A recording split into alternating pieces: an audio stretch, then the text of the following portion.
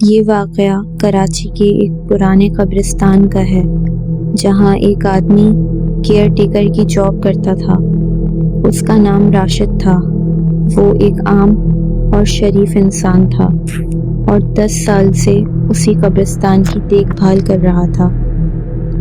راشد کے مطابق ایک رات کا واقعہ اس کی زندگی بدل گیا۔ سردیوں کی رات تھی، آس پاس گھنا سناٹا۔ راشد اپنی چھوٹی سی جھونپڑی میں بیٹھا چائے پی رہا تھا کہ اچانک اسے یاد آیا کہ نئی دفن ہونے والی قبر پر مٹی ٹھیک سے جمائی نہیں گئی۔ اس نے سوچا کہ صبح تک انتظار کرنا ٹھیک نہیں، ورنہ جانور مٹی کھود دیتے ہیں۔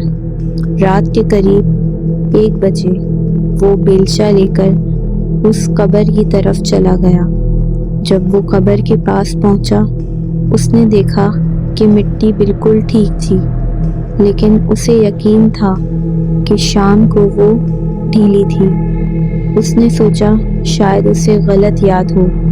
جیسے ہی وہ واپس مڑنے لگا، اس کی نظر قبر کے سرہانے پر پڑی جہاں مٹی ہلکی سی ہل رہی تھی۔ راشد رک گیا۔ اس نے غور سے دیکھا، مٹی آہستہ آہستہ اوپر اٹھ رہی تھی، جیسے اندر سے کوئی زور لگا رہا ہو۔ اس کا گلا سوکھ گیا، پیر جم گئے۔ کچھ سیکنڈز بعد مٹی پھٹ سی گئی اور اندر سے ایک ہاتھ باہر نکلا۔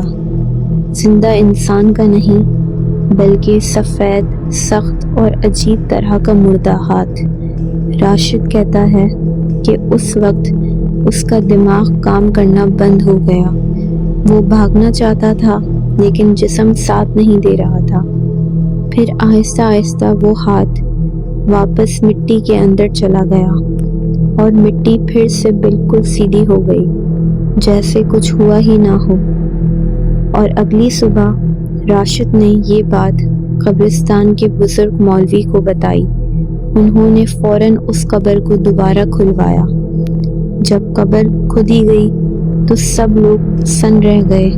کفن بالکل ٹھیک تھا، لیکن میت کا جسم سیدھا نہیں تھا۔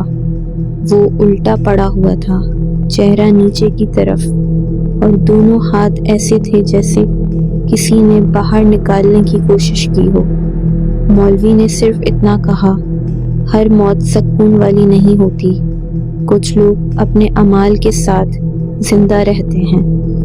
راشد نے اس دن کے بعد کبھی رات کو قبرستان کا چکر نہیں لگایا، اور عجیب بات، اس قبر پر دوبارہ کبھی کوئی مٹی نہیں دھسی، لیکن آس پاس کی زمین ہمیشہ ٹھنڈی رہتی، چاہے کتنی بھی دھوپ کیوں نہ ہو۔